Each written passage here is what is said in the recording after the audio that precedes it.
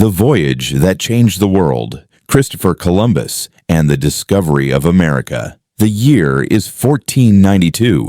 The world map, as Europeans know it, is incomplete. Vast blank spaces stretch beyond the edges, filled only with legends and fears. Sailors whisper about sea monsters lurking in uncharted waters, while merchants dream of untapped riches across the seas. And in the bustling ports of Spain, one man holds a vision that few believe possible: to reach the riches of Asia by sailing west across the Atlantic Ocean. His name is Christopher Columbus. What begins as a risky voyage will soon set into motion events that forever alter the course of human history.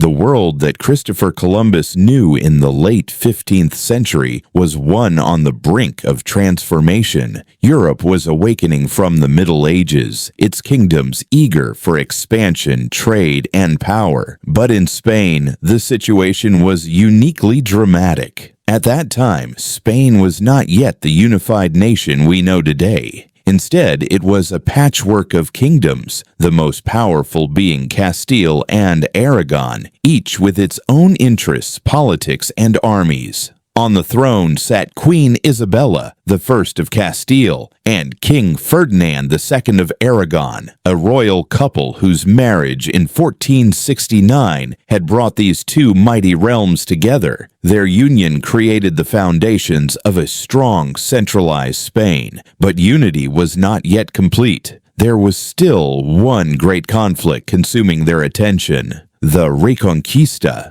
For centuries, Muslim rule had dominated large parts of the Iberian Peninsula. Since the year 711, when Islamic armies crossed from North Africa into Spain, Christian and Muslim forces had fought for control of the land. By the late 1400s, Muslim power had been reduced to a single stronghold, the Kingdom of Granada. This small but wealthy realm was a jewel of architecture, learning, and culture, but it stood as the last obstacle to complete Christian rule over Spain.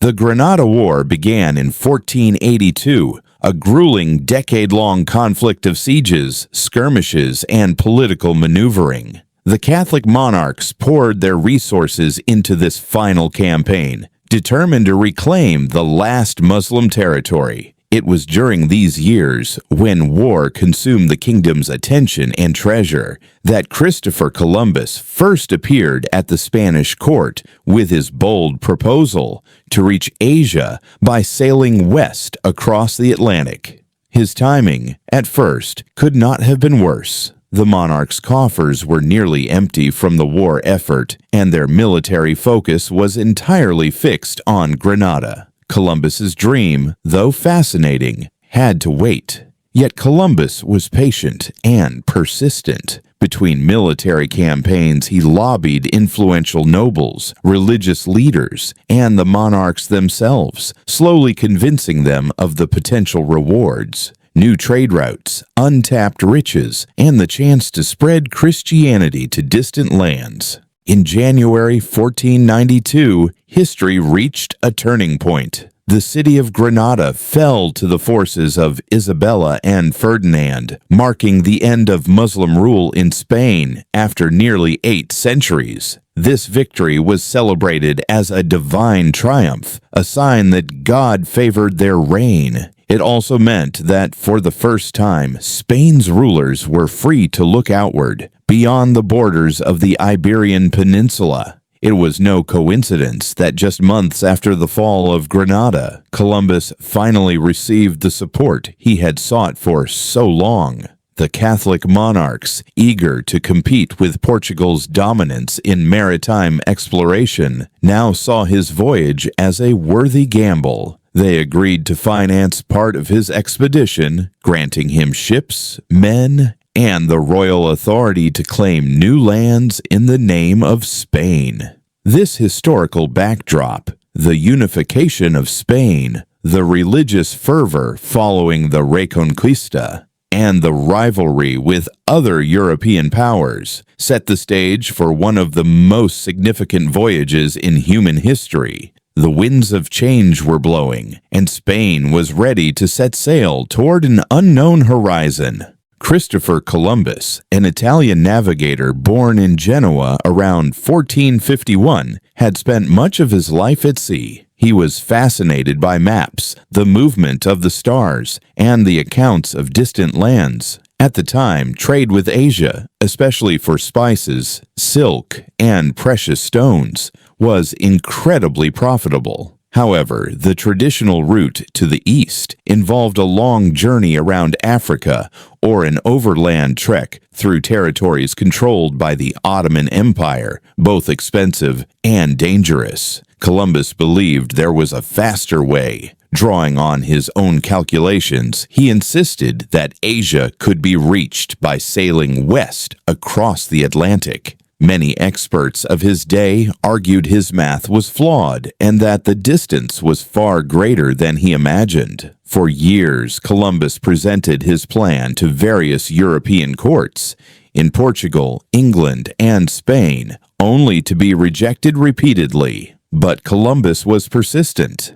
And in the early 1490s, he once again approached Ferdinand and Isabella with his proposal. At first, the Spanish monarchs were skeptical. They were still deeply involved in the war against Granada and could not afford to waste resources on what many considered a hopeless venture. But after their victory in 1492, circumstances changed. Spain was now eager to compete with Portugal, which had been making advances in maritime exploration along the African coast. Ferdinand and Isabella saw in Columbus's plan not just the possibility of new trade routes, but the chance to spread Christianity to unknown lands. In April 1492, the monarchs signed the Capitulations of Santa Fe, an agreement that granted Columbus titles, including Admiral of the Ocean Sea, and promised him a share of the profits from any lands he discovered. In return, Columbus would undertake his daring voyage across the Atlantic.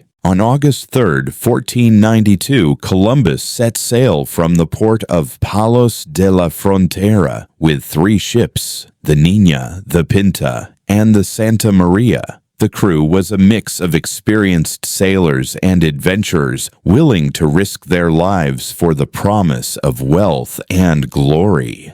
As they left the shores of Spain, few could have imagined the scale of the journey ahead. The ships sailed first to the Canary Islands for repairs and supplies. Then, on September 6th, they ventured into the vast open Atlantic. Days turned into weeks. The endless horizon and absence of land tested the crew's morale. Murmurs of mutiny grew stronger. Columbus, however, remained calm and confident, at least outwardly. He kept 2 sets of logs, one for himself with the true distances and another for the crew with shorter distances to reassure them. Finally, in the early hours of October 12, 1492, land was sighted. A sailor aboard the Pinta, Rodrigo de Triana, shouted the words that changed history. "Tierra, tierra, land, land!" Columbus and his men had reached an island in what is now the Bahamas. He named it San Salvador, believing he had reached islands near Asia. Columbus called the indigenous people Indians.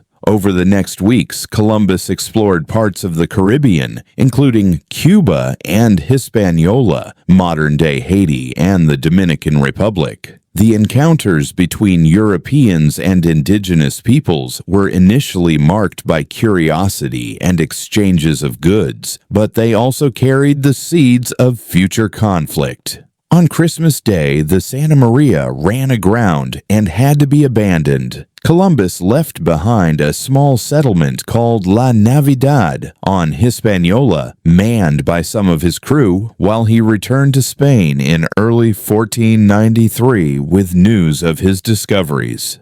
Columbus's return to Spain caused a sensation.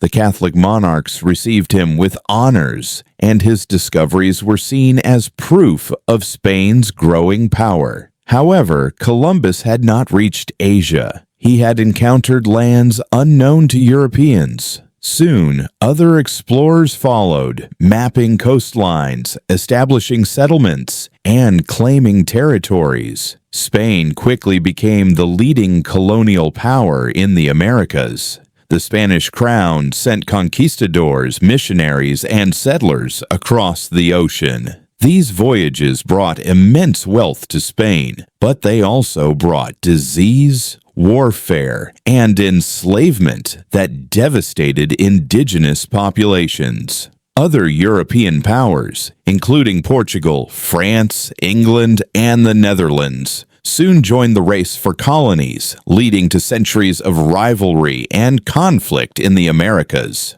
The discovery of the Americas marked the beginning of the Age of Exploration. It connected continents in a way never before possible, creating a global exchange of goods, ideas, plants, animals, and, tragically, diseases. This exchange, often called the Columbian Exchange, transformed the world. Crops like potatoes, maize, and tomatoes traveled from the Americas to Europe, while horses, wheat, and coffee made their way to the New World. Columbus's voyages remain controversial. To some, he is a symbol of courage and vision. To others, his arrival marked the start of conquest, oppression, and the loss of indigenous cultures.